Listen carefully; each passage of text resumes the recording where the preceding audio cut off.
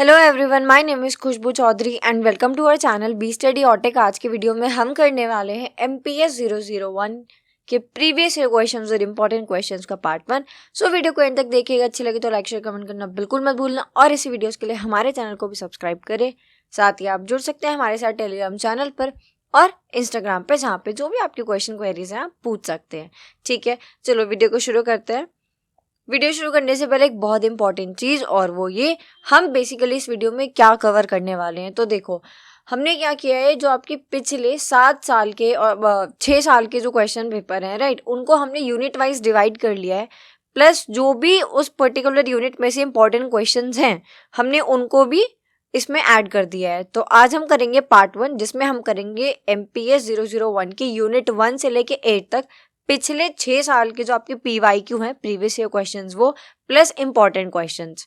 जो part second आएगा उसमें हम कवर करेंगे यूनिट 9 से 19 तक के PYQ और इंपॉर्टेंट क्वेश्चन, और पार्ट थर्ड में हम करेंगे यूनिट 20 से 27 तक। इसलिए तीनों ही पार्ट जरूर देख के जाना। एक पार्ट देख के अगर जाओगे एग्जाम में और सोचोगे सारे क्वेश्चन हो जाएंगे, तो ऐसा नहीं होगा। तीनों पार्ट देख के जाओगे तो गारंटी है कि क्वेश्चन आपको यहीं से देखने को मिलेंगे।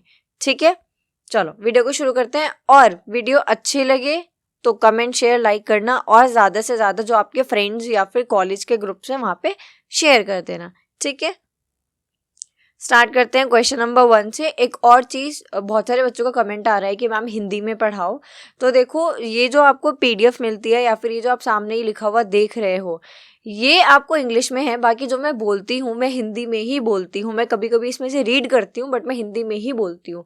तो आप लोग जो मैं बोल रही हूँ उसको आप पेन पेपर ले लो, और जो मैं आपको बताती जा रही हूँ एग्जाम्पल, ये सारी चीज़ें बहुत आसान भाषा में आप उसको लिख लो, नोट कर लो। ठीक है, चलो क्वेश्चन नंबर 1 से शुरू करते हैं।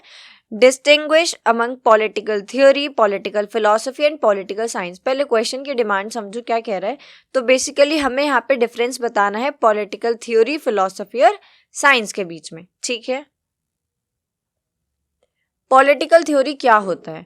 The term political comes from the Greek word polis, city and state. देखो, हमने आज तक पढ़ा है कि जो भी हम इंग्लिश में वर्ड्स पढ़ते हैं वो या तो फ्रेंच या फिर लैटिन या फिर जो आपकी ग्रीक लैंग्वेज है वहां से आते हैं। ठीक है, ऐसे ही ग्रीक वर्ड है पॉलिस, जिसका मतलब होता है सिटी या स्टेट, और जिससे मिलके बना है पॉलिटिकल। और यही कारण है कि पॉलिटिकल जब भी हम पढ़ते हैं तो उसमें जो आपका कोर एरिया ऑफ स्टडी होता है, जो मेन होता है, वो स्टेट होता है।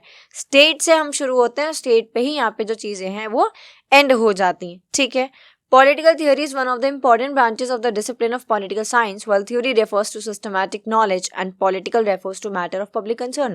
देखो, पॉलिटिकल थ्योरी में हम क्या पढ़ रहे हैं।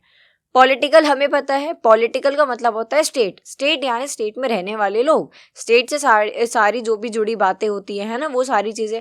और स्टेट में रहने वाले लोग हमसे जुड़ा क्या है? राइट्स हैं, ड्यूटीज़ हैं, justice, fairness, democracy, equality, freedom, liberty, है ना, ये सारी चीज़ें। तो पॉलिटिकल में तो हम ये पढ़ते हैं। थियोरी होती है सिस्टमैटिक नॉलेज, राइट। तो पॉलिटिकल थ्योरी क्या है? एक सिस्टमैटिक नॉलेज है। किस चीज़ के बारे में?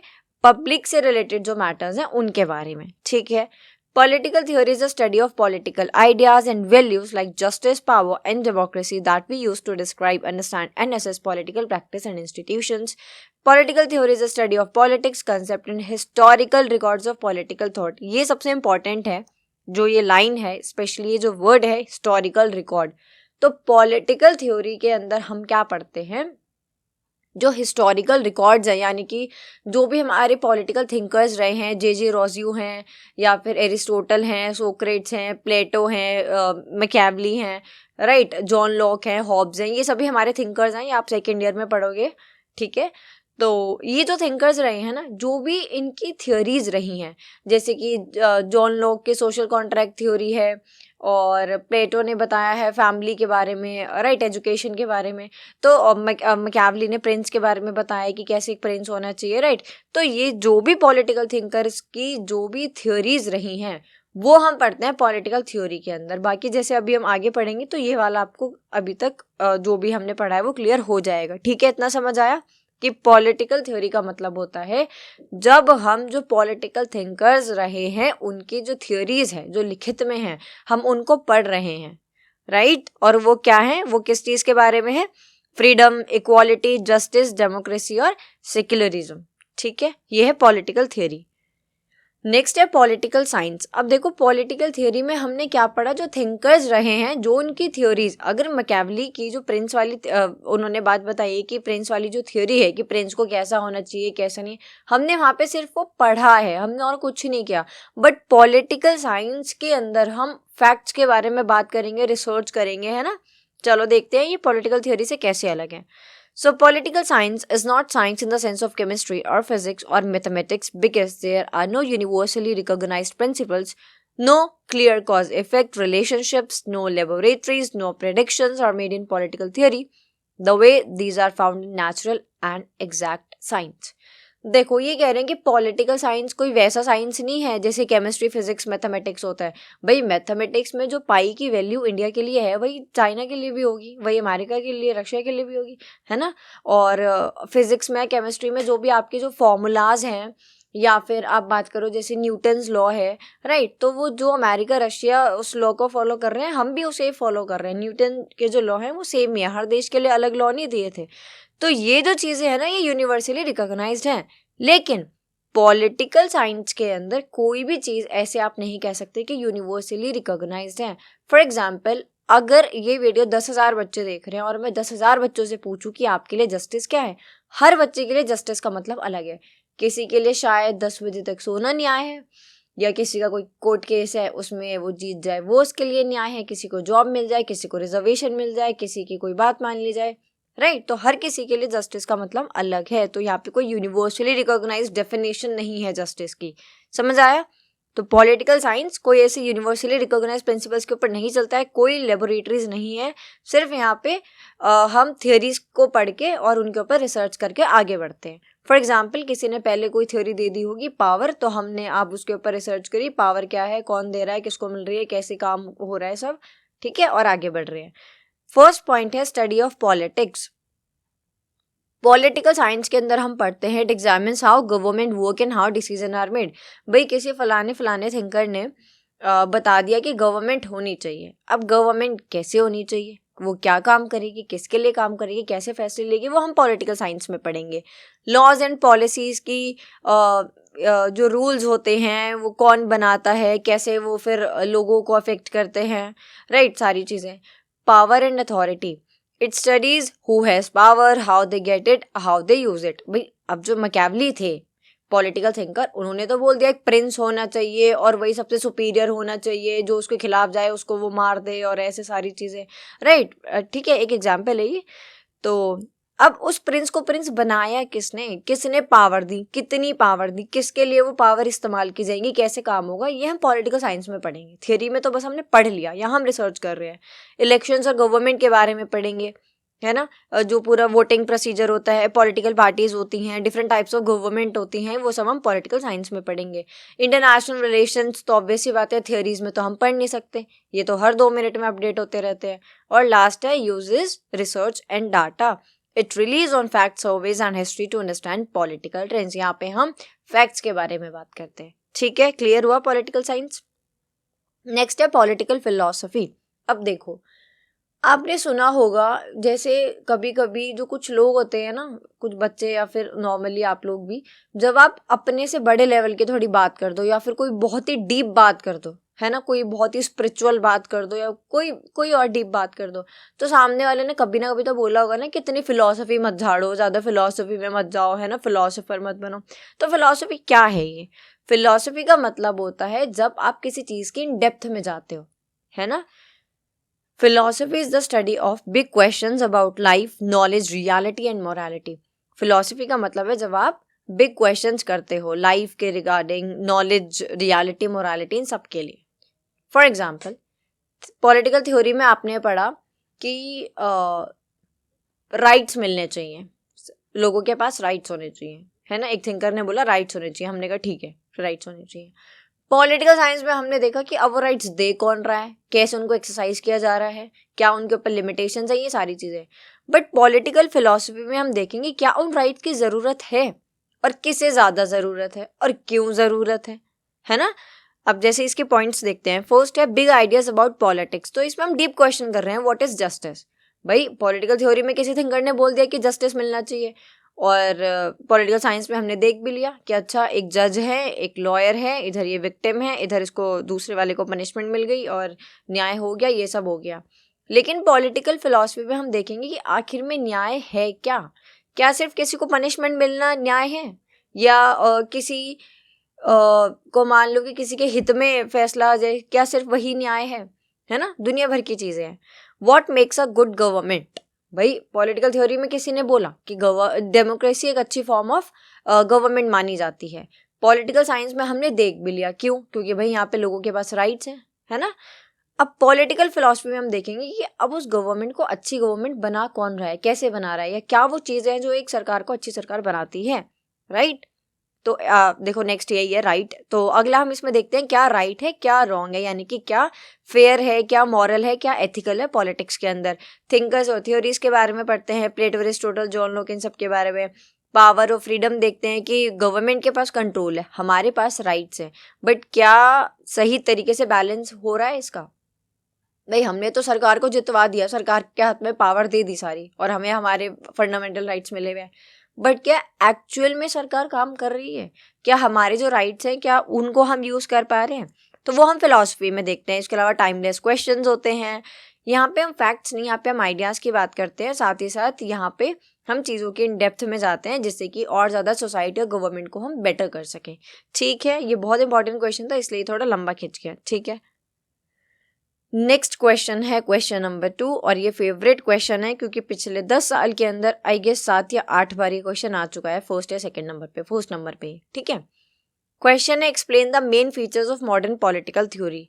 अब इसमें से हाल तो 3 क्वेश्चंस हैं। ठीक है, पहला है क्लासिकल पॉलिटिकल थ्योरी, उसके बाद आई मॉडर्न पॉलिटिकल थ्योरी, उसके बाद आई कंटेम्प्रेरी पॉलिटिकल थ्योरी। बट पिछले 10 साल में जो क्वेश्चन पूछा गया है वो यही पूछा गया है। अगर आप चाहते हो कि आप क्लासिकल पॉलिटिकल थ्योरी या कंटेम्प्रेरी पॉलिटिकल थ्योरी भी देखो, तो उसके लिए आप चैनल पे प्लेलिस्ट आपको मिल जाएगी MPS 001 की, वहां पे जाके यूनिट 1 देख सकते हो। ठीक है, मॉडर्न पॉलिटिकल थ्योरी की जो शुरुआत होती है वो 15 to 16 सेंचुरी से होती है, जिसको मार्क्सिस्ट पॉलिटिकल थ्योरी या फिर साइंटिफिक सोशलिस्ट थ्योरी भी कहा जाता है। अब देखो, अगर आप नए स्टूडेंट्स हो, हाल तो आप MPS 001 देख रही हो, तो हो सकता है आप नए स्टूडेंट्स ही हो चैनल पे, तो देखो मैंने हमेशा बताया कि जब भी आप कार्ल मार्क्स का नाम देखते हो, पढ़ते हो, आप सोशलिज्म या मार्क्सिज्म की बात करते हो, तो आपको दिमाग में क्या रखना है कि जो कार्ल मार्क्स थे ना, वो ये कहते थे कि जो कैपिटलिज्म है, यानी कि जो पूंजीवाद है, वहां पे क्या होता है, वहां पे जो रिच लोग होते हैं, जो अमीर वर्ग होता है, वो क्या करते हैं, वो एक्सप्लॉइट करते हैं, वो पीड़न करते हैं, किसके ऊपर? पुअर के ऊपर, गरीब लोगों के ऊपर, लेबर्स के ऊपर। फॉर एग्जाम्पल, एक शू फैक्ट्री है या फिर एक शू मैन्युफैक्चरिंग यूनिट है, तो वहां पे जो उसके मालिक हैं, उन्होंने तो ले लिया ऑर्डर कि भाई 4000 जूते पे जो पेयर ऑफ शूज है आज आपको मिल जाएगा, बट क्या उन्हें बनाने हैं वो शूज? नहीं, बट उनको तो प्रॉफिट है। तो वहाँ जो लेबर है ना, वो उनसे फिर एक्स्ट्रा वर्किंग आवर्स तक, मतलब ऐसे लॉन्ग वर्किंग आवर्स तक काम कराएंगे, उसके लिए कोई एक्स्ट्रा उनको वेजेस भी नहीं देंगे, इतना ज़्यादा प्रेशर भी डालेंगे, और ये सारी चीज़ें। ठीक है, तो इसमें क्या हो रहा है, इसमें जो रिच लोग हैं वो अपने प्रॉफिट के लिए जो पुअर लोग हैं उनको एक्सप्लॉइट करते हैं। तो इसी सिस्टम को कैपिटलिज्म कहा जाता है, पूंजीवाद कहा जाता है, और इसी को हटाने की, ओवरथ्रो करने की बात करते हैं कौन? कार्ल मार्क्स, जो कि कहते हैं हमें सोशलिज्म को लेके आना है, हमें रेवोल्यूशन करना है। रेवोल्यूशन यानी कैपिटलिज्म को बिल्कुल जड़ से उठा फेंको और सोशलिज्म लेकर आओ, यानी कि साम्यवाद लेकर आओ, जिसमें क्या होगा, पब्लिक ओनरशिप होगी, यानी कि एक तरीके से सरकार के हाथ में चीजें रहेंगी, लोगों के हाथ में चीजें रहेंगी, और क्या होगा वहां पे? इक्वल डिस्ट्रीब्यूशन होगा, फेयर डिस्ट्रीब्यूशन होगा, और रिच और पुअर के बीच का जो गैप है वो गैप खत्म हो जाएगा। अब ये मैंने इतना लंबा क्यों समझाया? क्योंकि अब इसी वीडियो में और अगली वीडियोस में भी, इवन MPS 2, 3, 4 में भी आपको जहां जहां कार्ल मार्क्स दिखेगा वहां वहां सेम कहानी दिखेगी।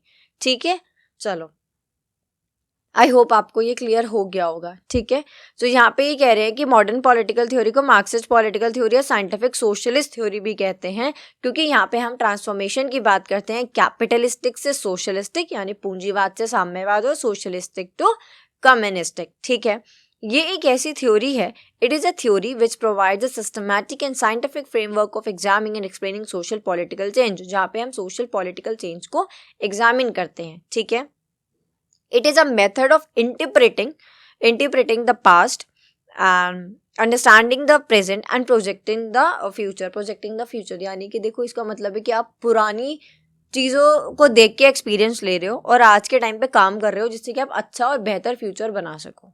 ठीक है, it is a method of interpreting the past, understanding the present and projecting the future. Next है इसके कुछ फीचर्स। मॉडर्न पॉलिटिकल थ्योरी के अंदर facts and data constitute the base of studies and these are well explain. तो यहाँ पे जो transformation है वो क्या है, subjectivity gives way to objectivity. यानी कि अब तक हम सब्जेक्टिविटी पढ़ रहे थे, बस थ्योरी पढ़ रहे थे और कुछ नहीं। मॉडर्न पॉलिटिकल थ्योरी में हम ऑब्जेक्टिविटी पढ़ रहे हैं। ठीक है, अब तक हम चीज़ों का पर्पस देख रहे थे कि ज़रूरत है लोगों को राइट्स देने की, तो एक पर्पस है कि लोगों को राइट्स देने हैं। बट इसमें हम प्रोसीजर देखते हैं कि अच्छा अब देने कैसे हैं, मतलब कि प्लान तो बन गया, अब इसको एग्जीक्यूट कैसे करना है। पहले हम नॉर्मेटिव यानी कि वही हिस्टोरिकल चीज़ें पढ़ रहे थे, अब हम साइंटिफिक चीज़ें देख रहे हैं। ठीक है, फैक्ट्स देख रहे हैं। नेक्स्ट है फिलोसफिकल इंटरप्रिटेशंस, यानी अब जो पॉलिटिकल थिंकर्स कह के चले गए हम वो चीज़ें पढ़े जा रहे हैं। बट अब हम एनालिटिकल एक्सप्लेनेशन, अब हम देख रहे हैं कि अच्छा इस चीज़ को इस वे में कहा गया या फिर हम आज के टाइम पे इसको इस तरीके से यूज़ कर सकते हैं, है ना। Descriptive to observational. और लास्ट ये कहते हैं facts and values are separated, values are so arrange that the facts become relevant. ये कह रहे हैं कि फैक्ट्स और वैल्यूज को सेपरेट कर दिया गया है, वैल्यूज को इस तरीके से अरेंज किया गया है कि जो फैक्ट्स हैं वो रेलिवेंट लग सकें। मैं आसान भाषा में आपको समझाती हूँ। मान लो कि कोई इंसान है जो पूजा पाठ में नहीं मानता हो, है ना, उसको हर चीज़ में ऐसे लॉजिक चाहिए। तो आप जो आपकी वैल्यूज़ है ना, आप उनको इस तरीके से प्रेजेंट करो कि उनको लगे अच्छा हाँ ये तो है, लॉजिक तो है, इसके पीछे साइंस तो है ना। तो यहाँ पे आपने क्या करा, फैक्ट्स और वैल्यूज को सेपरेट कर दिया और वैल्यूज को इस तरीके से अरेंज किया कि जो फैक्ट्स हैं अब वो आपको रेलिवेंट लग रहे हैं, right. Values are to support facts, यहाँ पे जो वैल्यूज हैं वो फैक्ट्स को सपोर्ट करती हैं। Most important change is through the struggle between opposites between the mode of production and productive force. Mode of production यानी जो एक फैक्ट्री के ओनर हैं जो रिच हैं, और प्रोडक्टिव फोर्स यानी कि जो लेबर हैं जो पुअर हैं, उनके बीच का गैप खत्म करने की यहाँ पे बात हो रही है। मोस्ट इंपॉर्टेंट क्वेश्चन है, ऑल्दो ये सभी क्वेश्चंस बहुत इंपॉर्टेंट है क्योंकि पिछले 6 साल के क्वेश्चन पेपर निकालना, उनको यूनिट वाइज डिवाइड करना, फिर उसमें से भी इंपॉर्टेंट क्वेश्चंस और निकालना, उसके बाद बेस्ट 30 to 31 क्वेश्चंस आपको 3 वीडियो के अंदर देना, बहुत मेहनत का काम है। ठीक है, तो सभी इंपॉर्टेंट है। नेक्स्ट है question number 3, right an essay on various types of democracy. आज हम बात करेंगे डेमोक्रेसी के बारे में। ठीक है, 3 तरीके की डेमोक्रेसी होती है, रिप्रेजेंटेटिव डेमोक्रेसी, पार्टिसिपेटरी डेमोक्रेसी और डेलिब्रेटिव डेमोक्रेसी। शुरू करने से पहले आसान भाषा में हम इसको भी देख लेते हैं। तो फर्स्ट है रिप्रेजेंटेटिव डेमोक्रेसी, जिसको बोलते हैं इनडायरेक्ट डेमोक्रेसी, जिसमें हम क्या करते हैं, अपने रिप्रेजेंटेटिव्स को चूज करते हैं जो हमारे बिहाफ पे पॉलिसीज और रूल्स और लॉज बनाते हैं। ठीक है, जो इंडिया के अंदर है। सेकेंड है पार्टिसिपेटरी डेमोक्रेसी, जिसमें हर कोई पार्ट ले रहा है डेमोक्रेसी के अंदर, यानी हर कोई लॉ बनाने आ रहा है। 1 करोड़ लोग, 100 करोड़ ज़्यादा हो गया है ना, 2 करोड़ लोग, 1 करोड़ लोग, 2 करोड़ लोग, सब लोग आके बैठ रहे हैं कि चलो आज कुछ एक नया कानून बनाते हैं। तो ये हो गया पार्टिसिपेटरी डेमोक्रेसी। डेलिब्रेटिव डेमोक्रेसी में डिस्कशन किया जाता है। ठीक है, चलो फर्स्ट है representative democracy. Representative democracy also called the indirect democracy. अब आपसे पेपर में ये भी पूछ सकते हैं कि इनडायरेक्ट डेमोक्रेसी क्या होती है, एक्सप्लेन करो। ठीक है, तो यही वाली करनी है, रिप्रेजेंटेटिव वाली। Representative democracy is a form of democracy where citizens vote their representative to create law and policy in behalf of them. तो रिप्रेजेंटेटिव डेमोक्रेसी के अंदर हम लोग चूज करते हैं अपने रिप्रेजेंटेटिव्स को, हम उनको वोट करते हैं, इलेक्ट करते हैं, उनको जिताते हैं और फिर वो लोग सरकार में गद्दी पे बैठते हैं, पोजीशंस लेते हैं और फिर हमारे लिए, हमारे बिहाफ पे काम करते हैं। अब ऐसा क्यों? देखो, इंडिया में आपको कितनी डाइवर्सिटी देखने को मिलती है। 6th क्लास में पढ़ा है ना, diversity in unity, unity in diversity. तो इवन सबसे अच्छे जो मैं एग्जांपल देती हूँ वो आप इसी को देख के ले लो कि अगर हम उत्तर प्रदेश की बात करें, यूपी की बात करें, तो हर कुछ किलोमीटर्स में लोगों का पहरावा, लोगों की बोली, भाषा, उनका खाना, हर एक चीज़ बदल जाती है ना, उनकी प्रेफरेंसेस बदल जाती हैं, रिवाज, रीति, सब बदल जाते हैं। तो इतनी ज़्यादा डाइवर्सिटी में ये पॉसिबल नहीं है कि सब लोग एक साथ बैठ के कोई सी एक चीज़ के ऊपर काम कर सकें। तो इसलिए हम अपने रिप्रेजेंटेटिव्स को इलेक्ट करते हैं जो कि फिर सबके बिहाफ पे काम करते हैं। Since direct democracy is not possible in large and complex society, so here indirect democracy plays an important role in which people will elect their leaders to amend laws and policy in their behalf. अब it is less transparent, अभी transparent कम होती है क्योंकि हमें जो policy या rules या लॉ होते हैं ना वो बनने के बाद पता चलता है कि अच्छा ऐसी कोई सरकार पॉलिसी लेके आ रही है, ये बन जाएगी, ठीक है। डायरेक्ट जो होती है डायरेक्ट डेमोक्रेसी या फिर इसको बोलते हैं पार्टिसिपेटरी डेमोक्रेसी, वहाँ तो फिर आप लोग खुद ही डिसीजन ले रहे हो ना, तो आपको पता है क्या नहीं है, बट ये थोड़ी सी लेस ट्रांसपेरेंट होती है, but it is comparatively more efficient, लेकिन ये ज़्यादा एफिशिएंट होती है, ठीक है। हॉब्स एंड लॉक, तो यहाँ पे हॉब्स एंड लॉक ने बोला है ये दोनों अलग अलग थिंकर हैं, ठीक है। हॉब्स अलग है और जॉन लॉक अलग है। Representative government was a form of government authorised by people to act on its behalf, यानी कि रिप्रेजेंटेटिव गवर्नमेंट एक ऐसी फॉर्म है जो लोगों के बिहाफ पे काम करती है, ठीक है। कहाँ ये वाली गवर्नमेंट आपको कहाँ पे ये वाली डेमोक्रेसी देखने को मिलती है? इंडिया में, यूएस में, यूके में और फ्रांस में, ठीक है। नेक्स्ट है पार्टिसिपेटरी डेमोक्रेसी, जिसको डायरेक्ट डेमोक्रेसी भी बोला जाता है। इसमें क्या होता है, लोग डायरेक्टली सब हिस्सा लेते हैं और लॉज बनाते हैं और खुद को ही गवर्न करते हैं। So it allows the people to directly make laws and govern themselves. People take all the decision, they are no intermediate, the vote of directly determine all laws and policy of government. यहाँ पे कोई ऐसे intermediate नहीं होता, यानी कि कोई representative नहीं होता, सब एकदम आराम से एक साथ मिलके बैठते हैं और फैसले लेते हैं और पॉलिसीज वगैरह बनाते हैं। इसके कौन सपोर्टर हैं? जे रोज्यू और JS मिल, यानी कि जॉन स्टुअर्ट मिल, ठीक है। अब यहाँ पे रोज्यू और JS मिल का कहना है, His theory depends upon the participation of every individual citizen in political decision making. रोज्यू यहाँ पे कहते हैं या फिर मिल यहाँ पे कहते हैं कि भाई देखो, लोगों के लिए फैसला लिया जा रहा है तो बेहतर होगा कि हर कोई उसका पार्ट बने, हर कोई फैसला ले। लेकिन आप खुद ही बताओ, क्या इंडिया के अंदर ये पॉसिबल है? अगर इंडिया के अंदर पूरे भारत के लोग, इतनी डाइवर्सिटी अगर एक साथ बैठे कि एक कानून बनेगा, तो कैसा हो सकता है कि सब लोग एक फाइनल डिसीजन पे आ जाएंगे? मुझे तो नहीं लगता कि सालों तक भी आ पाएंगे, है ना। So participation is important not only decision making but also as a way of protecting private interest and insuring good government. यहाँ पे रोजी और JS मिल कहते हैं कि पार्टिसिपेटरी डेमोक्रेसी अच्छी है क्योंकि यहाँ पे लोगों का पार्टिसिपेशन है, लोग फैसले ले रहे हैं अपने प्राइवेट इंटरेस्ट को प्रोटेक्ट करते हुए। अरे भाई एक बात बताओ, डाइवर्सिटी की बात हो रही है, कितनी कॉम्प्लेक्सिटी है, हर किसी का अपना अलग इंटरेस्ट है। 4 लोगों को बिठा दो, उनका अलग इंटरेस्ट है, यहाँ तो फिर भी इतने करोड़ों लोग हैं, है ना। तो इसलिए ये इंडिया में नहीं है। और लास्ट है deliberative democracy. So deliberative means carefully thought through और डिस्कस। यहाँ पे बेसिकली डिस्कशन होता है। इसके जो सपोर्टर हैं वो हैं जोसेफ बेसिट। 1980 में इनका जो वर्क है डेलिब्रेटिव डेमोक्रेसी, वहाँ से ये फॉर्म ऑफ डेमोक्रेसी निकल के आती है। इसके अंदर क्या होता है, इसके अंदर जो पूरा लॉ मेकिंग प्रोसेस होता है ना, वहाँ पे जो भी ऐसे कॉम्प्लेक्स प्रॉब्लम या कुछ होता है ना, उस पर ऐसा होता है कि भाई सब लोग वोट करेंगे कि ये सही है या नहीं है। कोई चीज़ सही है तो वो लागू कर दी जाएगी डिस्कशन के द्वारा, अदरवाइज उसको फिर अमेंड किया जाएगा। So deliberative democracy values open and public deliberation on issue of common concern, ठीक है।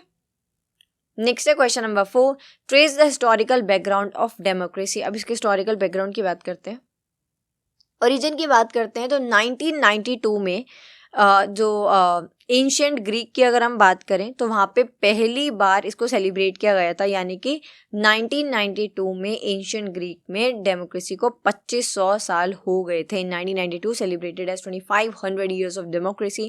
Ancient Greek established its democracy for the first time in 2500 years ago, ठीक है। और कोई पॉलिटिकल आइडिया और कोई फॉर्म ऑफ गवर्नेंस ऐसी नहीं है जिसको इस तरीके से सेलिब्रेट किया गया हो। इसके अलावा क्या है, एरिस्टोक्रेसी है, उसमें क्या सेलिब्रेट करेंगे, नोबल और लॉर्ड्स आपस में सेलिब्रेट कर लेंगे। मोनार्की में जो मोनार्क है वो आपस में कर लेंगे, डिक्टेटरशिप में जो हमारे डिक्टेटर हैं वो खुद ही सेलिब्रेट कर लेंगे। बट डेमोक्रेसी तो लोगों की सरकार है ना, लोकतंत्र है, तो यहाँ पे इसलिए इसको ऐसे सेलिब्रेट किया गया। Also, democracy in the modern world is quite different from democracy as it was practiced in ancient Greece 2500 years ago. तो देखो उस टाइम में और इस टाइम में बहुत फ़र्क है। उस टाइम की डेमोक्रेसी अलग थी और इस टाइम की अलग है। अलग क्यों थी, पहले देखते हैं कि डेमोक्रेसी का मतलब क्या है। तो क्योंकि हमने अभी देखा था कि पॉलिस जो है वो ग्रीक वर्ड से आया था, तो यहाँ पे भी सेम चीज़, जो डेमोक्रेसी है बेसिकली एक वर्ड है डेमोक्रेशिया या डेमोक्रेटिया भी बोल सकते हो, वैसे डेमोक्रेशिया बोला जाता है।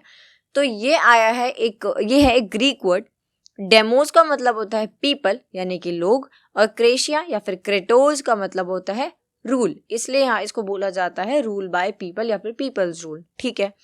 तो इसीलिए डेमोक्रेसी को बोलते हैं पीपल्स रूल। अब अगला ये कह रहे हैं कि देखो अब फर्क क्यों है भाई, डेमोक्रेसी तो डेमोक्रेसी है उस टाइम भी और इस टाइम भी। उस टाइम पे जो डेमोक्रेसी मानी जाती थी यानी उसमें जो वोटिंग करने का अधिकार या फिर सरकार में रहने का या अथॉरिटी मिलने का, ये जो भी अधिकार थे ना, ये 3 लोगों को इनसे वंचित रखा गया था, यानी कि जो स्लेव्स होते थे और जो विमेन्स होती थी, ठीक है, और तीसरा जो मेटिक्स यानी कि जो फॉरेनर्स होते थे, उनको हटा दिया जाता था। बचा कौन? अपर क्लास के, अपर कास्ट के मेन, है ना, मेल। तो देखो भाई, डेमोक्रेसी के अंदर जो स्लेव्स हैं वो वोट नहीं कर सकते, वो सरकार का हिस्सा नहीं बन सकते, वो डिसीजन मेकिंग का पार्ट नहीं बन सकते, विमेन नहीं बन सकती, मेटिक्स नहीं बन सकते, फॉरेनर्स नहीं बन सकते। तो बच्चे कौन? अपर क्लास और अपर क्लास के high class mail.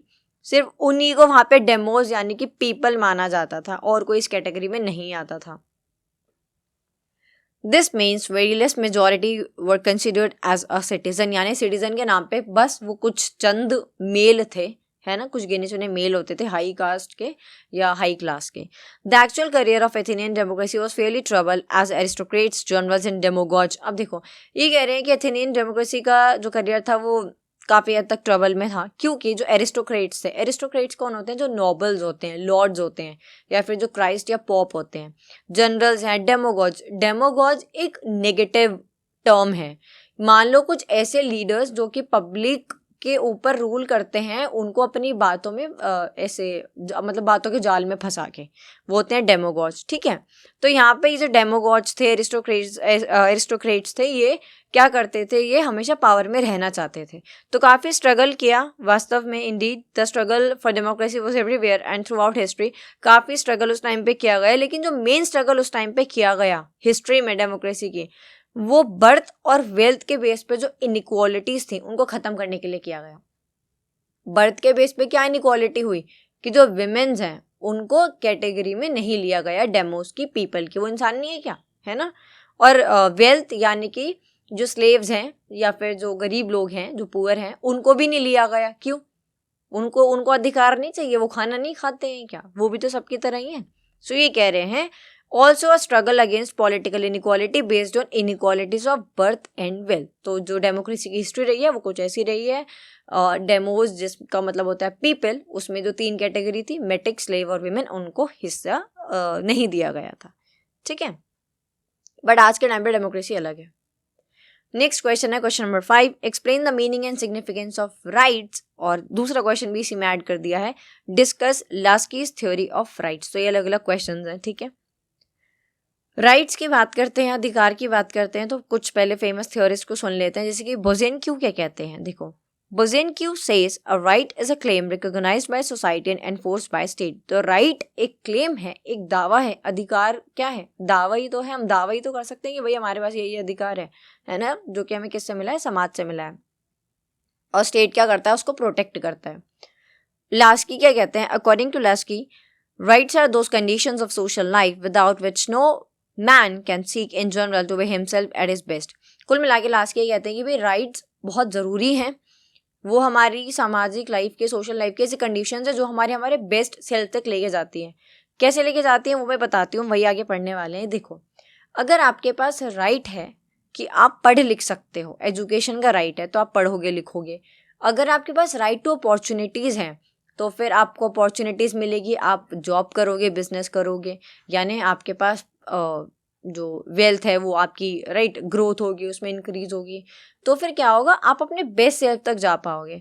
For example, आपको डॉक्टर बनना है, आपके पास राइट टू एजुकेशन है तो आपने वो पढ़ाई ली, आपके पास राइट टू अपॉर्चुनिटी है तो आपके पास अपॉर्चुनिटी आई, आप डॉक्टर बने और आप अपने बेस्ट सेल्फ तक पहुंच पाए। बट अगर किसी के अंदर बहुत टैलेंट है बट उसके पास राइट्स नहीं है, अधिकार नहीं है पढ़ने लिखने का, नौकरी का या कुछ भी, तो फिर वो आगे नहीं बढ़ पाएगा, है ना।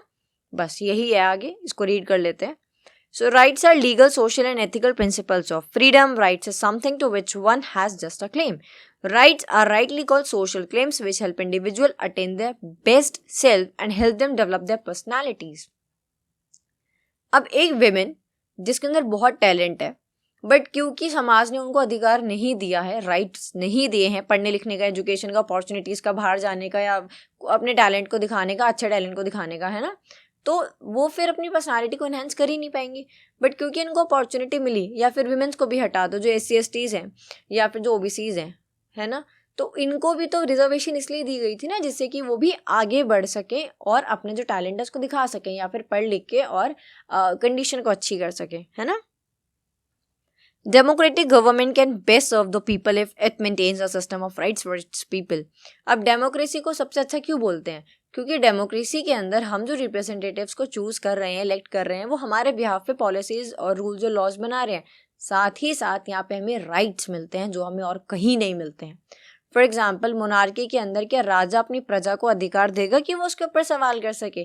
जी नहीं। आप क्वेश्चन तो करके देखो, एरिस्टोक्रेसी के अंदर या डिक्टेटरशिप के अंदर, नियोक्रेसी के अंदर, किसी के भी ऑटोक्रेसी के अंदर कहीं भी आपके पास कोई राइट्स नहीं होते, बट डेमोक्रेसी के अंदर आपके पास राइट्स होते हैं।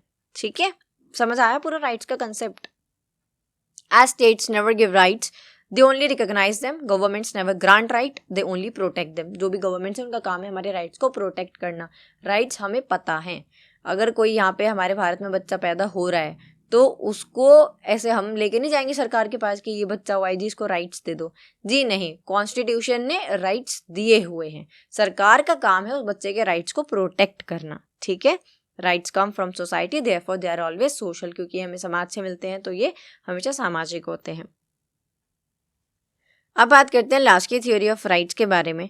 हेरोल्ड लास्की 1893-1950 जो इनका टाइम पीरियड था, तो एक थ्योरेटिशियन थे इंग्लिश लिबर पार्टी में और एक पॉलिटिकल साइंटिस्ट थे। जो लास्की हैं, इनके क्या राइट्स को लेके इनके क्या व्यूज़ हैं नेचर ऑफ राइट्स, ठीक है, इसको लेके, राइट्स के नेचर को लेके। ठीक है, अभी जो हमने पढ़ा है ये वही है। फर्स्ट है, they are social conditions given to the individual as a member of society. जैसे मैंने बताया, वो जो छोटा बच्चा है उसको नहीं लेके जाएंगे उसके माँ बाप की, देखो सरकार आप इसको अधिकार दे दो, नहीं, संविधान ने उसको अधिकार दे रखे हैं, वो पैदा हुआ है अपने फंडामेंटल राइट्स लेके। ठीक है, नेक्स्ट है, they help promote individual personalities best self, और उसके पास आगे एजुकेशन का राइट होगा, अपॉर्चुनिटीज होंगी, सारी चीज़ें होंगी, तो वो बच्चा आगे जाके अपने बेस्ट सेल्फ को अचीव कर पाएगा, अपनी पर्सनालिटी को डेवलप कर पाएगा। They are social because they are never against social welfare, और अधिकार कभी भी समाज के खिलाफ नहीं होते हैं, तो ऑब्वियसली बात है वो सोशल वेलफेयर के लिए होते हैं। The state only recognise and protects right by maintaining them, they are dynamic in nature, they change according to the place, time and condition. अब देखो, भारत में जो राइट्स हैं वो अलग है, किसी और देश में जो राइट्स हैं वो अलग है, टाइम के हिसाब से अधिकार मिलता है, कंडीशन के हिसाब से भी मिलता है ना। They go along with duties, in fact duties are prior to rights. अब ये जो लाइन है ना, ये मोस्ट इंपॉर्टेंट है। क्यों? क्योंकि इस लाइन का भी क्वेश्चन बना के पूछ लेते हैं कि राइट्स और ड्यूटीज का आपस में क्या रिलेशन है, बताओ। तो देखो, जब आपको राइट्स मिलते हैं ना, तो बदले में आपको ड्यूटीज भी निभानी होती हैं। यानी कि आपके पास राइट टू लाइफ है, जीवन जीने का अधिकार है, तो सामने वाले के पास भी राइट टू लाइफ है, उसको भी जीवन जीने का अधिकार है। ये अभी आगे हम पढ़ेंगे, वही डिटेल में पढ़ेंगे। ठीक है, तो कुल मिला के आपके पास अधिकार है कि आप अपने जीवन शांतिपूर्ण तरीके से जी सके। तो सामने वाले, ये आपकी ड्यूटी है कि आप सामने वाले के राइट को भी हर्ट ना करें। जैसे रोड पे चलते हुए ट्रैफिक में अगर किसी से लड़ाई हो जाए आपकी, तो आप वहाँ पे सामने वाले को मार नहीं सकते। अगर आपके पास राइट है जीने का, तो भाई उसके पास भी है। तो अपना राइट एंजॉय करो, अपनी ज़िंदगी जियो, और ड्यूटी निभाओ कि उसकी ज़िंदगी को भी प्रोटेक्ट करो। ठीक है, नेक्स्ट है question number 6, elaborate upon either positive और नेगेटिव लिबर्टी। बात करते हैं पॉजिटिव और नेगेटिव लिबर्टी के बारे में। थोड़ा सा इसको ऊपर से देख लेते हैं। पॉजिटिव लिबर्टी का मतलब है कि आपके पास जीवन नहीं, मतलब आपके पास अधिकार है सब, लेकिन कुछ लिमिटेशंस हैं, कुछ रेस्ट्रिक्शंस हैं। ठीक है, नेगेटिव लिबर्टी का मतलब है आपके पास खुली आज़ादी है, आप कुछ भी करो, सामने वाले को मर्डर करो, कुछ भी करो, है ना। अब इसको पढ़ लेते हैं, पॉजिटिव लिबर्टी क्या है। Positive liberty means freedom with certain restrictions, which is necessary for the good of society. The restrictions are necessary so that everyone, irrespective of their caste, gender, or any other societal factors which restrict a common may could enjoy the liberty. देखो, आसान भाषा में हम समझते हैं, positive liberty का मतलब होता है कि हर किसी के पास फ्रीडम है, बट विथ सर्टेन रिस्ट्रिक्शंस। यानी कि अगेन जो अभी मैंने आपको बताया था ना राइट्स और ड्यूटी वाला, कि ट्रैफिक में किसी से लड़ाई हो जाती है तो आपके पास आज़ादी है, आपकी गाड़ी है, जहाँ मर्जी घूमो, जो करो जो नहीं करो, बट वहाँ पे रेस्ट्रिक्शन भी है। अगर लड़ाई हो गई तो फिर आप पुलिस की हेल्प लो, किसी की भी हेल्प लो, लेकिन आप उसको मार नहीं सकते हो, क्योंकि भाई उसके पास भी तो राइट है। तो यहाँ पे आपके पास लिबर्टी है, आज़ादी है, लेकिन इतनी भी नहीं है कि आप सामने वाले को मारो, क्योंकि उसके पास भी आज़ादी है। तो यहाँ पे कुछ रेस्ट्रिक्शंस हैं। अभी आगे नेगेटिव लिबर्टी पढ़ेंगे, वहाँ पे खुली आज़ादी है, क्योंकि वहाँ पे कोई रेस्ट्रिक्शन ही नहीं है। और वो किसके लिए है? वो स्ट्रेंथ वाले जो लोग हैं उनके लिए। खैर अभी इस पे ही आते हैं। तो ये कह रहे हैं जो पॉजिटिव लिबर्टी है, इसमें क्या होता है कि आप किसी भी कास्ट से हैं, आपका क्या जेंडर है या कोई भी सोसाइटल फैक्टर है, आप सबके पास राइट्स हैं, फ्रीडम है, लिबर्टी है, बट रेस्ट्रिक्शंस के साथ हैं। ठीक है, जैसे आप अगर मान लो कहीं भी रहते हो तो आपको कहीं भी ऐसे घूमने फिरने की आज़ादी है, बट कुछ रेस्ट्रिक्टेड एरिया होते हैं और वो आपके अच्छे के लिए ही होते हैं, जहाँ पे आपको नहीं जाने दिया जाता। एक एग्जाम्पल दूँ, कुछ सालों पहले दिल्ली के अंदर जो जू है वहाँ पे आप सबने मतलब कुछ बच्चों ने तो देखा ही होगा कि जो एक आदमी था वो गिर गया था अंदर, और फिर शेर ने बहुत देर तक उसको ऐसे सामने से डराया और फिर उसको ले गया, खा लिया, है ना। तो अब ये हुआ कैसे? क्योंकि वहाँ पे आपको जू में घूमने की आज़ादी है, पॉजिटिव लिबर्टी है, बट वहाँ पे एक रेस्ट्रिक्शन है, और वो रेस्ट्रिक्शन है वो जो दीवार बनाई गई है आपके और जो एनिमल्स है वहाँ पे उनके बीच में। अगर आप उनके साथ छेड़छाड़ करोगे या फिर आप गिर जाओगे, मैं बिल्कुल जज नहीं कर रही हूँ उनको, ठीक है, मैं बस आपको एक बात बता रही हूँ कि आपको पॉजिटिव लिबर्टी मिली है, आप जू में घूमो, एंजॉय करो, बट वो जो लाइन है आप उसको क्रॉस मत करो, है ना, क्योंकि वो रेस्ट्रिक्टेड है, वरना अगर आप अंदर जाओगे तो फिर नुकसान आपको ही मिलेगा। तो पॉजिटिव लिबर्टी का मतलब यही होता है कि अपनी फ्रीडम को एंजॉय करो, बट सामने वाले को भी उसकी फ्रीडम एंजॉय करने दो। It defines the area of society where an individual can be free with some constraints made by society and the government. समाज ने कुछ और गवर्नमेंट ने कुछ रेस्ट्रिक्शंस जो रखी हैं उनको आप ध्यान में रखो और अपनी लिबर्टी एंजॉय करो। जैसे कि एक और एग्जांपल देती हूँ, सबसे अच्छा एग्जांपल, आपके पास फ्रीडम ऑफ स्पीच है, फ्रीडम ऑफ एक्सप्रेशन है, आप जो मर्जी चाहे बोल सकते हैं, जैसे मर्जी बोल सकते हैं, लेकिन वहाँ पर भी एक लिमिट है। आप स्पीच दीजिए, आप 10 घंटे की स्पीच दीजिए, लेकिन उस स्पीच के अंदर देश के खिलाफ, किसी जाति के खिलाफ, जेंडर के खिलाफ, किसी धर्म के खिलाफ आप कुछ मत बोलिए, क्योंकि वो फिर कॉन्फ्लिक्ट वाली बात हो जाएगी और वो फिर देश में लड़ाई करवा सकती है, या सो मैनी राइट, कुछ भी हो सकता है ना। तो यहाँ पे लिबर्टी है, फ्रीडम ऑफ स्पीच है, फ्रीडम ऑफ एक्सप्रेशन है, गाना गाओ, खेल दिखाओ, जो करना है करो, लेकिन कुछ लिमिटेशंस है कि आप किसी के सेंटिमेंट्स को हर्ट ना करो। अब समझ आया आपको? ठीक है, so this area comes into social domain of individual, more liberty checks access of freedom to an individual which could be an obstruction for social stability. रोजियो क्या कहते हैं यहाँ पे? Being a slave to one's desire or passion as the very opposite of being free. अच्छा, यहाँ पे रोजियो कहते हैं कि देखो, जब आप किसी और के सपने के लिए काम करते हो ना, तो फिर आप उसको फ्री नहीं कह सकते, आप वहाँ पे एक स्लेव की तरह काम करते हो। मैं बस इसका एक एग्जांपल दे देती हूँ। तो यहाँ पे मतलब ये जो एग्जांपल है, जो रोजियो वाली बात है, वो यही है कि हमारी जो लिबर्टी है वो डिपेंड करती है हमारे एनवायरनमेंट के ऊपर, हमारी अपब्रिंगिंग के ऊपर। छोटा सा एग्जांपल देती हूँ, ये भी क्लियर हो जाएगा। मान लो कि आप कि फैमिली का खुद का बिजनेस है, बट आपके अंदर वो ईगो है कि नहीं, फैमिली बिजनेस तो नहीं, कुछ अपना अलग ही करूँगा। आपने जाके कोई एमएनसी जॉब कर लिया, फिर मतलब कहीं भी आप कॉर्पोरेट सेक्टर में चले गए, सुबह 9 बजे से लेकर शाम को 5 बजे तक काम करे जा रहे हो, फिर घर पे भी वो काम लिया है, कोई छुट्टी नहीं मिल रही है, बीमार हो तब भी काम करना पड़ रहा है ना। तो उस आप फ्रीडम कह रहे हो कि देखा, परिवार वालों की मदद नहीं ली मैंने, अपना अलग जॉब कर रहा हूँ मैं। बट जी, आप किसी और के सपने के लिए वहाँ पे काम कर रहे हो, आप अपने लिए काम नहीं कर रहे हो। बट आपकी फैमिली बिजनेस आप करोगे तो वहाँ पे आप कभी भी छुट्टी लो, आराम करो, कितना भी काम करो नहीं करो, खुश रहो, फैमिली के साथ भी टाइम स्पेंड करो, घूमो फिरो, है ना। तो ये है लिबर्टी। अब नेगेटिव लिबर्टी क्या है? Liberty in negative sense means absence of restriction. यहाँ पे कोई रेस्ट्रिक्शन नहीं है। तो यहाँ पे हम बेसिकली, मैं जल्दी समझा देती हूँ, वीडियो बहुत लंबी हो जाएगी वरना। देखो, आप इसको बाद में रीड कर लेना। नेगेटिव लिबर्टी का मतलब ये मान लो कि ये जो पॉलिटिशियंस के बच्चे होते हैं ना, या फिर ये जो सेलिब्रिटीज़ के बच्चे होते हैं, है ना, ये क्या करते हैं, ये किसी का मर्डर कर देते हैं, किसी को गाड़ी से मार देते हैं, किसी को किडनैप करा लेते हैं, कुछ भी करा लेते हैं, उनके ऊपर कोई एक्शन ही नहीं होता, कोई रेस्ट्रिक्शन नहीं है। तो ये होती है नेगेटिव लिबर्टी। ऐसी लिबर्टी जहाँ पे कोई रेस्ट्रिक्शन नहीं, आपका मन करा, आपने बंदूक उठाई, पिस्टल उठाई और किसी को भी मार दिया, ये होती है नेगेटिव लिबर्टी, जहाँ पे कोई रेस्ट्रिक्शन नहीं होती है, ठीक है, ये पावरफुल लोगों के पास होती है, ठीक है। So liberty in negative sense means absence of restriction, people were acting such way that they got the licence of doing anything. इसलिए जो नेगेटिव लिबर्टी है उसको हमारा समाज एक्सेप्ट नहीं करता है, ठीक है। नेक्स्ट क्वेश्चन है question number 7, discuss the role of equality in contemporary society. Again equality most important. Equality की बात करते हैं, fair treatment for everyone. Equality का मतलब है कि हर किसी को आप फेयरली ट्रीट कर रहे हो, irrespective of their gender, race, religion, age और background.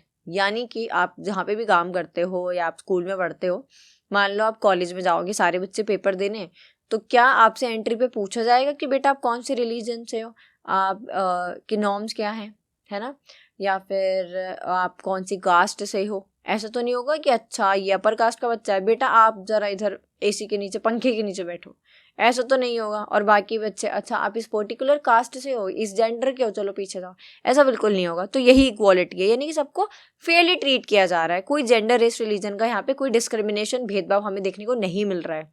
It helps create a society where everyone has the same chance to succeed. यानी कि इक्वालिटी का मतलब है जहाँ पे आपको फेयर ट्रीटमेंट मिलता है, एक ऐसा समाज बनाता है फेयर ट्रीटमेंट जहाँ पे हर किसी को आगे सक्सेसफुल होने का चांस मिल रहा है उस क्लासरूम के अंदर, क्योंकि कोई डिस्क्रिमिनेशन नहीं है। सब बच्चे बेंच पे बैठ के 2 घंटे के अंदर ही पेपर देंगे, एक ही सबको शीट मिलेगी, सेम ही क्वेश्चन पेपर मिलेगा। तो कोई भेदभाव नहीं है, आप मेन है, वेमेन है, आप अपर क्लास से हैं, लोअर क्लास से हैं, हिंदू हैं, सिख हैं, आप जो भी हैं, सबको वहाँ पे इक्वल चांस मिल रहा है, ठीक है। नेक्स्ट है इक्वल अपॉर्चुनिटी। तो सेम अभी जो मैंने बताया वो इसी का एग्जांपल है इक्वल अपॉर्चुनिटी का। तो जब सबको इक्वल अपॉर्चुनिटी मिल रही है, सबके पास एक्सेस है एजुकेशन, जॉब और हेल्थ केयर का, तो पॉवर्टी ही नहीं होगी। 100 लोग हैं, 100 लोगों को एजुकेशन का राइट मिल गया, अपॉर्चुनिटी मिल गई, उनको जॉब अपॉर्चुनिटी भी मिल गई। तो वही अगर बच्चा पढ़ लिख के मेहनत करके और कुछ अचीव कर ले तो पॉवर्टी भी खत्म। और वो सिर्फ आपके फैमिली की नहीं, वो देश में से भी फिर पॉवर्टी खत्म हो जाएगी, है ना, एक एक करके अगर सभी ऐसे हो गए तो। नेक्स्ट है human rights. Equality supports the idea that all people have the same basic rights. Human rights का मतलब ये इक्वालिटी एक ऐसा आइडिया है जिसमें आप सभी के पास समान अधिकार होते हैं, कोई डिस्क्रिमिनेशन नहीं होता, कोई अनफेयर ट्रीटमेंट नहीं होता। नेक्स्ट है work place equality. In modern work place equality means fair pay and opportunities for both men and women. यानी कि वर्क प्लेस इक्वालिटी का मतलब आप जहाँ पे भी काम कर रहे हो, आप मेल हो या फीमेल हो, 9 to 5 का मतलब दोनों के लिए 9 to 5 जॉब करना ही है। दोनों अगर सेम पोजीशन पे हैं तो दोनों की सैलरी भी सेम ही है, ठीक है। Equality in law and politics. Everyone should be treated the same under the law. Equal political rights mean everyone can vote, speak and take part in government decision. Equality in law and politics का मतलब है कि पहले तो वही है भाई, देखो कानून की नज़रों में सब समान है, ठीक है। दूसरा, हर किसी के वोट को एक सिंगल वोट ही कंसिडर किया जाएगा। ऐसे नहीं अगर विमेन वोट करके आई है तो अच्छा 3 वोट गिन ली और कोई मेन ने कराया तो 1 वोट, जी नहीं, है ना, सबके पास सेम राइट है, सेम अधिकार है, सेम पैटर्न है। नेक्स्ट है सोशल हार्मनी। सोशल हार्मनी का मतलब वही है कि जब लोगों को आप इक्वली ट्रीट करोगे ना तो सोसाइटी पीसफुल बनेगी और यहाँ पे एकता रहेगी, यूनिटी रहेगी। और अगर एकता रहेगी, पीसफुल सोसाइटी रहेगी, तो हेट, डिवीजन, सोशल कॉन्फ्लिक्ट, ये सारी नेगेटिव चीज़ें साइड हो जाएंगी। Progress and development. तो इक्वालिटी का मतलब ये है कि आप जल्दी से आगे बढ़ोगे, है ना। अब हम बात करते हैं क्वेश्चन नंबर 8 में, discuss different dimensions of equality. Equality की डायमेंशंस के बारे में अभी जो हम पढ़ के आए हैं यहाँ पे सेम चीज़ें हैं, इसलिए हम इसको जल्दी जल्दी पढ़ लेते हैं, ठीक है। पॉलिटिकल इक्वालिटी का मतलब क्या है? Political equality means that all the people have the same rights and opportunities in politics. Political equality का मतलब है कि हर व्यक्ति के पास समान अधिकार और अपॉर्चुनिटीज हैं, ठीक है। अपॉर्चुनिटीज को क्या बोलते हैं? अवसर है, ठीक है। पहला है इक्वल वोटिंग राइट्स, यानी कि हर व्यक्ति का जो वोट है वो समान गिना जाएगा। Every persons vote counts the same. Equal participation, everyone can run for office और टेक पार्ट इन पॉलिटिक्स। हर कोई पॉलिटिक्स में पार्ट ले सकता है, मतलब जो भी वो क्राइटेरिया है वो फुलफिल करने के बाद, ठीक है। अगला है इक्वल ट्रीटमेंट बाय लॉ। भाई कानून के आगे सब बराबर है, ठीक है, सब बराबर है। अगला है freedom of expression. Everyone can share their political opinions freely. हर किसी के पास freedom of speech and expression है, आप जो बोलना चाहते हैं आप बोल सकते हैं, बट याद रखना पॉजिटिव लिबर्टी वाला, है ना। और लास्ट है access to government, all citizens can engage with their leaders and influence decisions, यानी कि हर किसी के पास है गवर्नमेंट का एक्सेस। नेक्स्ट है economic equality. Economic equality means that everyone has fair opportunities to earn money and improve their living standards. It doesn't mean everyone has the same wealth, but that no one is unfairly disadvantaged. देखो, economic equality का मतलब यही होता है कि हर किसी के पास फेयर अपॉर्चुनिटीज़ हैं टू अर्न मनी, और हर किसी के पास ये चांस है कि भाई आप एजुकेशन है, आपके पास अपॉर्चुनिटीज़ मिल रही हैं तो पढ़ो लिखो, आगे बढ़ो और मनी अर्न करो, ठीक है, अपने लिविंग स्टैंडर्ड्स को इम्प्रूव करो, अच्छा करो। अब इसका मतलब इकोनॉमिक इक्वालिटी का मतलब ये नहीं कि हर किसी के पास सेम वेल्थ होगी, लेकिन हर किसी के पास सेम अपॉर्चुनिटीज़ होगी। अब कौन उस अपॉर्चुनिटी को इस्तेमाल करके आगे बढ़ रहा है वो आपके ऊपर है, ठीक है। फॉर एग्जाम्पल फेयर वेजेस, कि एवरीवन गेट्स फेयर पे फॉर देयर वर्क। जो भी आप काम कर रहे हो, अगर आप सेम लेवल पे काम कर रहे हो तो फिर उसके लिए आपको सेम पे किया जाएगा। इक्वल जॉब अपॉर्चुनिटीज़ है, कोई डिस्क्रिमिनेशन नहीं है, कोई भेदभाव नहीं है हायरिंग या प्रमोशंस के अंदर। बेसिक नीड्स फॉर ऑल, हर किसी के पास एक्सेस है, everyone has access to food, shelter, health care and education. Fair distribution of wealth, यानी कि रिच और पुअर का जो गैप है वो भी यहाँ पे कम होगा। एंड गवर्नमेंट सपोर्ट, यानी कि help for those in need, like unemployment benefit for free education, जैसे कि जो गवर्नमेंट है वो पॉलिसीज भी चलाती रहती है ना। नेक्स्ट है social equality. Social equality means that all people are treated fairly and have the same rights no matter their background. It ensures that no one is discriminated against based on caste, race, gender, religion or wealth. यानी again same society के अंदर, समाज के अंदर किसी के साथ किसी प्रकार का कोई भी भेदभाव, डिस्क्रिमिनेशन नहीं होगा, हर किसी को इक्वली ट्रीटमेंट मिलेगा। So everyone is treated equally regardless of their identity. सबके पास इक्वल राइट्स हैं, इक्वल अपॉर्चुनिटीज़ हैं, सबको रिस्पेक्ट करी जा रही है, तो यहाँ पे किसी प्रकार की कोई इनइक्वालिटी नहीं है, ठीक है। नेक्स्ट क्वेश्चन है discuss John Rawls theory of justice. Again important question, सभी इंपॉर्टेंट है वैसे तो। John Rawls theory of justice, देखो मैं समझाती हूँ। यहाँ पे जो जॉन रॉल्स है ना, ये बोलते हैं थ्योरी ऑफ जस्टिस में कि जस्टिस का मतलब होता है फेयरनेस, यानी कि आप अगर कोई पॉलिसी बनाओ तो इस तरीके से बनाओ कि आप व्हील ऑफ इग्नोरेंस, आप एक ऐसे पर्दे के पीछे बैठे हो जिसके पीछे आपको नहीं पता कौन है कौन नहीं है। आप प्रिविलेज लोगों के लिए बना रहे हो, डिसएडवांटेज लोगों के लिए बना रहे हो, रिच के लिए, पुअर के लिए, मेन के लिए, विमेन के लिए, अपर क्लास, लोअर क्लास, आप किसके लिए पॉलिसी बनाने जा रहे हो आपको नहीं पता, आप एक ऐसे पर्दे के पीछे बैठे हो। तो जब आप वो पॉलिसी बनाओगे तो आप उसको फेयर ही बनाओगे, वहाँ पे कोई डिस्क्रिमिनेशन नहीं होगा, है ना। एक और एग्जाम्पल से समझाती हूँ, बहुत ही रिलेटेबल। मान लो कि आपको एक पर्दे के पीछे बिठा दिया गया और आपको बोला है कि आपको 10 लोगों के लिए खाना बनवाना है। अब अगर आपको बता दिया जाए कि वो 10 लोग आपके क्लोज वंस हैं, आपके लव्ड वंस हैं, तो आप कोशिश करेंगे कि आप हर चीज़ A1 रखो, है ना, आप A1 खाना बनाओ। बट अगर आपको बता दिया जाए कि ऐसे ही जो नीडी लोग हैं या फिर जो पुअर पीपल हैं, आपको उनके लिए खाना बनाना है, तो हो सकता है कि आप कहीं ना कहीं थोड़ा सा A से B ग्रेड पे आ जाओ, या फिर आप कॉम्प्रोमाइज़ कर लो या कुछ भी, है ना। तो यहाँ पे क्या होगा, आपको पर्दे के पीछे बिठा दिया और बोला है कि 10 लोगों के लिए खाना बनाना है। अब वो 10 लोग आपकी फैमिली मेम्बर्स हो सकते हैं, आपके लव्ड वंस हो सकते हैं, या कोई गरीब हो सकता है, कोई भी हो सकता है। तो वहाँ पे आप कोई चूक नहीं होने दोगे, क्योंकि आपको नहीं पता वहाँ पे कौन है। तो आप पे वहाँ पे क्या करोगे, हर एक चीज़ बेस्ट ही बनाओगे, अच्छी क्वालिटी की जो चीज़ें हैं आप उसको इस्तेमाल करोगे। यही है व्हील ऑफ इग्नोरेंस, आप इसको एक बार रीड कर लेना। यानी कि जॉन रॉल्स कहते हैं आप एक ऐसे पर्दे के पीछे हो, आपको नहीं पता उस साइड कौन है, तो आप ऐसी पॉलिसी बनाओ जो सबके लिए भले की हो, ठीक है। A situation in which one does not know the position which he and she is going to occupy. Additionally, John Rawls believed in the concept of justice as fairness, ठीक है। That means every person should be treated with fairness and recommends equal basic liberty, equal opportunities to similar individuals, offering the highest possible benefit to the less advantaged member of society. यानी कि fairness तो रखो, justice तो रखो, लेकिन कोशिश करो कि जो डिसएडवांटेज लोग हैं आप उनका पहले भला करो। कुछ ऐसा कि राशन की जो लाइन लगी हुई है उसमें आप कोशिश करो कि जो ज़्यादा गरीब हैं, जिनको ज़्यादा ज़रूरत है, जो अफोर्ड नहीं कर सकते, आप पहले उनको राशन दो, ताकि जो अफोर्ड कर सकते हैं उनके लिए ख़त्म हो भी जाए तो उनका काम चल जाए, ठीक है।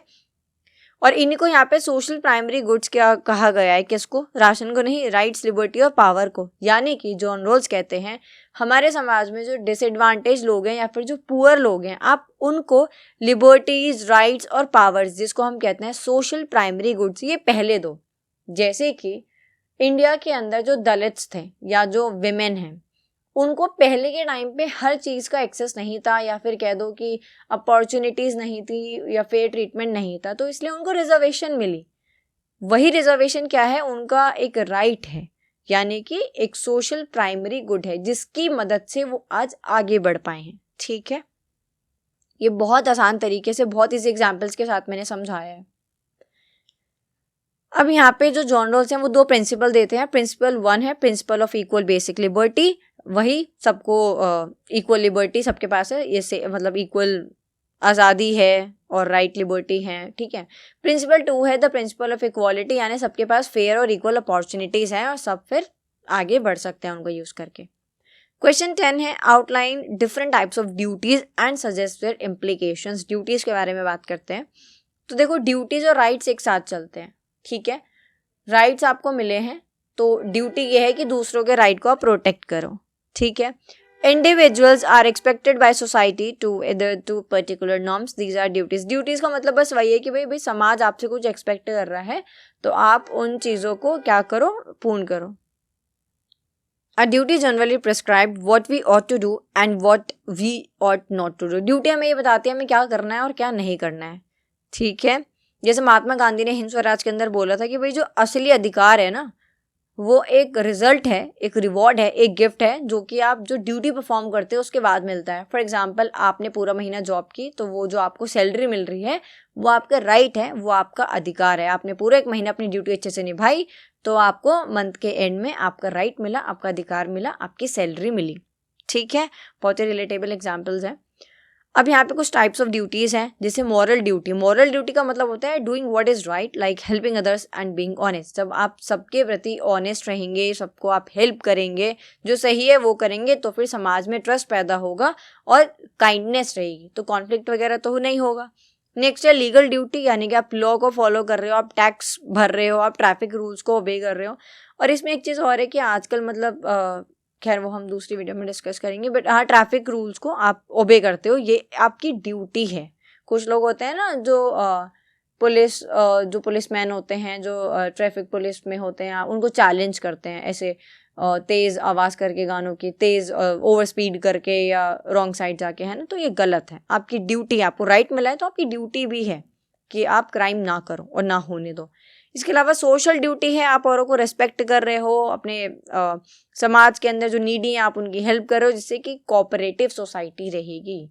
सिविक ड्यूटी है वोट करना, नेशनल सिंबल को रेस्पेक्ट करना और पब्लिक प्रॉपर्टी को प्रोटेक्ट करना, खराब ना करना। जैसे कि सरकारी स्कूल की हालत इसलिए खराब नहीं है कि सरकार ध्यान नहीं दे रही है, इसलिए कि जो प्रीवियस ईयर के बच्चे होते हैं, जब उनका लास्ट डे होता है तो वो सरकारी स्कूल में क्या करते हैं, जो पंखे होते हैं उनके जो वो ब्लेड्स होते हैं वो उनको तोड़ के चले जाते हैं सिर्फ कूल बनने के लिए। बट आप एक प्राइवेट प्रॉपर्टी का नुकसान कर रहे हो और आगे आने वाले बच्चों के लिए आप क्या कर रहे हो, चीज़ें अच्छे से नहीं छोड़ रहे हो।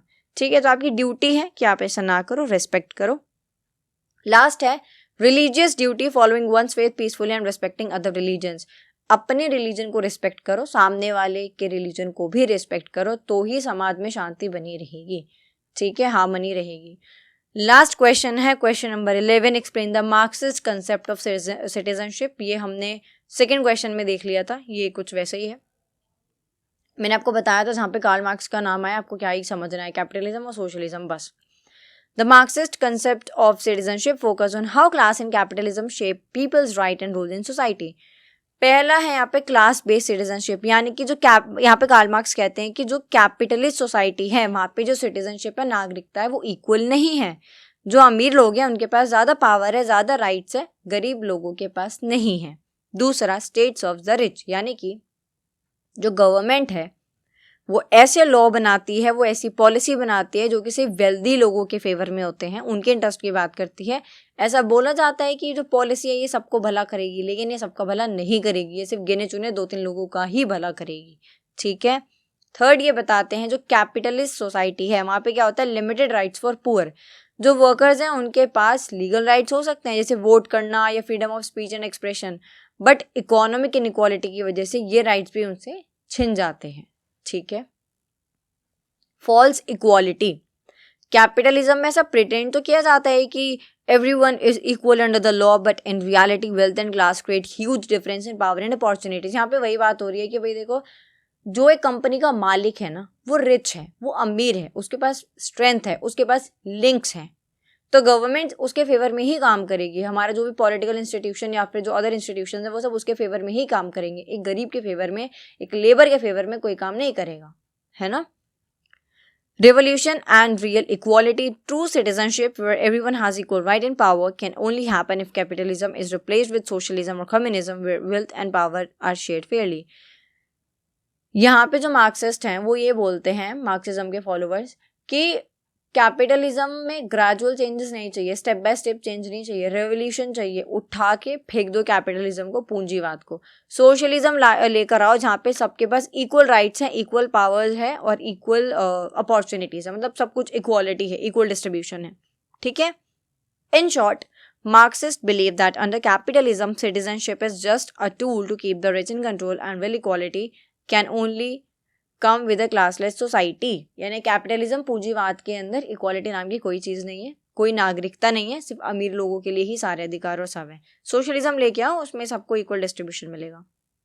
That's all for today. I hope video थोड़ी लंबी हो गई एग्जाम्पल्स की वजह से। तो अगर आपको वीडियो अच्छी लगी तो लाइक शेयर कमेंट करना बिल्कुल मत भूलना और शेयर ज़रूर करना। और अभी तक अगर हमारी मेंबरशिप ज्वाइन नहीं करी है तो जल्दी से कर लो, एग्जाम में बहुत हेल्प मिलेगी। मिलते हैं अगली वीडियो में। टिल देन बी स्टडी और टेक।